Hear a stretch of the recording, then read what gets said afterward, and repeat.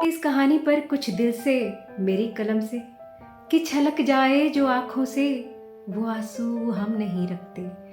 फिसल जाए जुबां से जो, ऐसा गम नहीं रखते। कोई समझे या ना समझे, हौसले कम नहीं रखते। ये कहानी सुनकर आप अच्छी तरह समझ जाएंगे कि कैसे कुछ लोग हर हाल में अच्छा, या यूँ कहूँ बहुत अच्छा करते हैं। और अगर ये अच्छा कर सकते हैं तो हम और आप तो कर ही सकते हैं। ये कहानी सुधा मूर्ति जी की किताब something happened on the way to heaven से ली गई है। इस कहानी की लेखिका है बंगाल की सुब्रतो।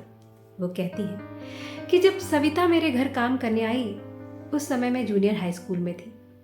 वो जब पोछा लगाती तो मेरी माँ उसके पीछे घूम घूम कर बातें करती। डोमेस्टिक हेल्प से बातें करना मेरी माँ को उसके काम पर नजर रखने की आज़ादी देता था। ये बातें सविता के काम की नीरसता भी कम कर देती थी। धीरे धीरे ये बातें ऐसी हो गईं जिसका सविता और मेरी माँ दोनों को ही इंतज़ार रहता था, क्योंकि जल्दी ही मेरी माँ को ये एहसास हो गया कि सविता उन सब से अलग है जिन्होंने पहले घर पर काम किया था। वो अपना काम बहुत अच्छे से करती थी। उसे कोई देखे या न देखे, वो कभी कोई काम अधूरा नहीं छोड़ती थी। सविता को भी मेरी माँ में शांति से सुनने वाली एक अच्छे हृदय की स्त्री दिखी। सविता कोलकाता के बाहरी छोर पर रहती थी। वो 10 घरों में काम करती थी। भोर होने से पहले ही उठ जाती थी। अपने पहले घर में वो सुबह 6 बजे पहुंच जाती थी। पैसे बचाने के लिए वो कई किलोमीटर पैदल चलकर रेलवे स्टेशन तक आती थी।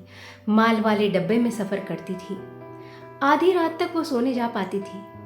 वो साड़ी पहनती थी जो उसे उन घरों की औरतें देती थी जहां वो काम करती थी।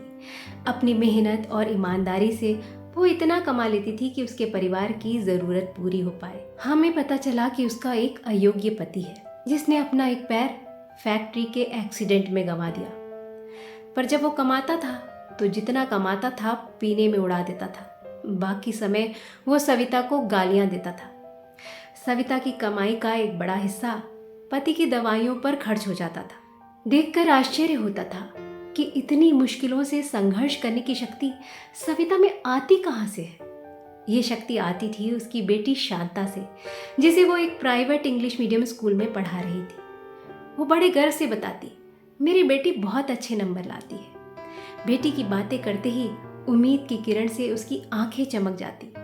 वो बताती कि बिना किसी ट्यूशन के मेरी बेटी क्लास के टॉप 10 बच्चों में रहती है। सविता खुद पढ़ी लिखी नहीं थी, पर पढ़ाई की कीमत वो बहुत अच्छी तरह समझती थी।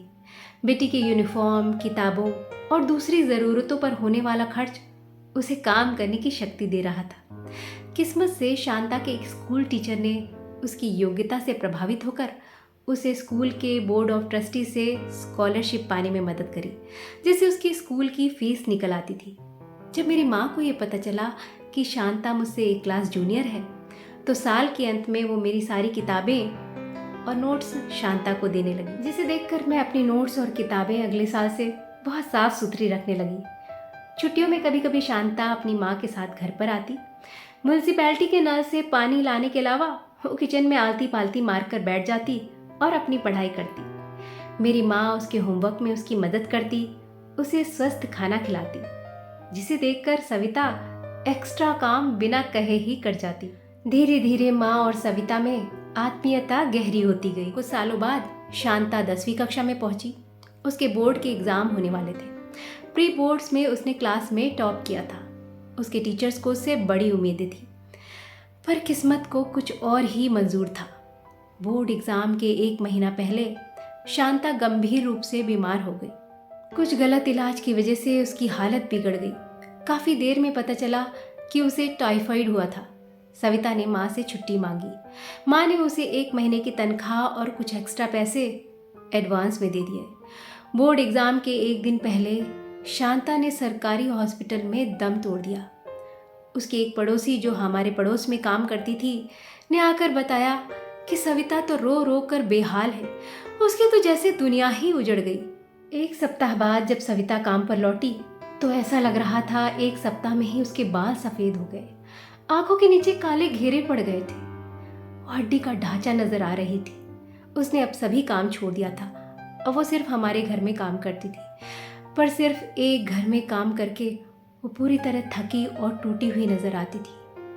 वो बहुत कम बोलती थी। ऐसा लगता था उसकी पूरी ताकत किसी ने निचोड़ ली हो, उसकी हंसी और जीने की उमंग छीन ली हो। वो कहती, अब क्या करूंगी ज़्यादा पैसों का। कुछ सालों बाद हम दूसरी लोकेलिटी में रहने चले गए। अब सविता हमारे पास काम करने नहीं आती थी। कई सालों बाद मैं कॉलेज की पढ़ाई करने दूसरे शहर चली गई। एक दिन माँ ने फ़ोन करके बताया कि वो सविता से मिली। माँ अपने एक पुरानी पड़ोसी से मिलने गई थी। वहाँ एक छोटी सी दुकान थी जो सेकेंड हैंड किताबों में डील करती थी। सविता वहाँ किताबें खरीद रही थी।